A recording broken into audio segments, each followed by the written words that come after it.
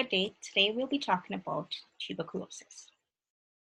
So globally, tuberculosis is one of the top 10 causes of death and leading causes from infectious diseases. During 2017, 10 million people developed TB worldwide, both men, women, and children alike. TB is a bacteria.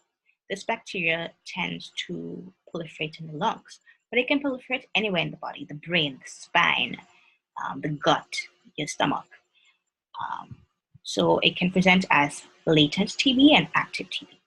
In latent TB, the tuberculosis bacteria lives in your body but does not grow and proliferate.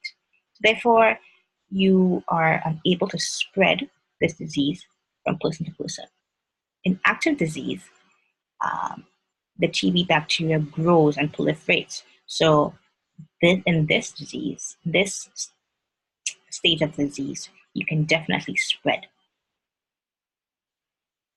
So this is just a schematic of the way that this disease spreads.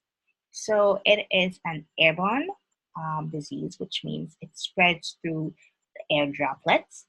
So on top, you can see a lung filled with loads of pockets of bacteria. So when this person coughs or spits or sings or shouts or sneezes, these pockets of bacteria are expelled into the air, and then a susceptible individual can inhale this bacteria. Not everyone that inhales the bacteria would develop the disease. That's where it comes in again, the latent TB and active TB. But those that develop the active TB, the ones that inhale them, the bacteria proliferates, and they themselves can expel the bacteria into the air, and then the whole cycle continues again.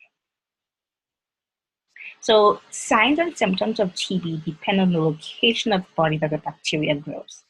So the classic clinical features of pulmonary TB, that is TB that proliferates in the lung, that person would experience a persistent cough, which means that cough would probably last longer than 2 weeks. Then you have a production of mucus. This mucus can have odd colors such as it can be yellow or green or even red due to the destruction of the vessels in the lungs, giving the sputum a red color.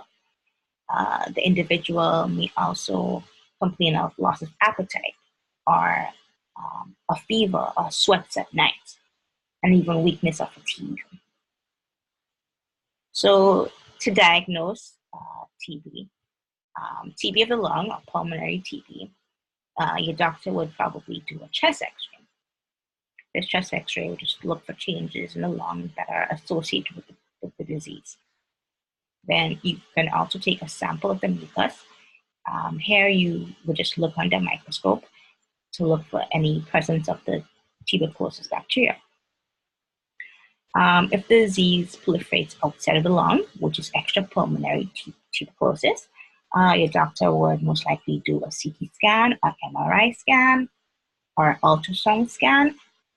These are just computerized pictures that can create an entire 3D kind of picture of your body, so that you can look for changes associated with TB again.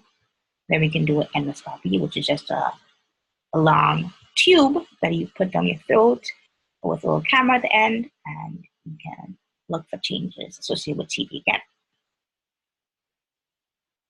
So high risk, there are some people that are at high risk for developing this disease. In particular, HIV positive individuals are 20 to 30 times more likely.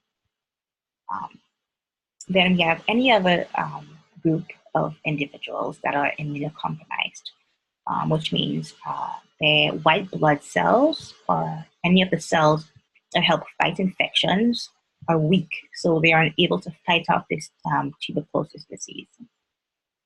So these sorts of people include the elderly, pregnant women, children, or even healthcare workers that are around so many sick individuals all day long.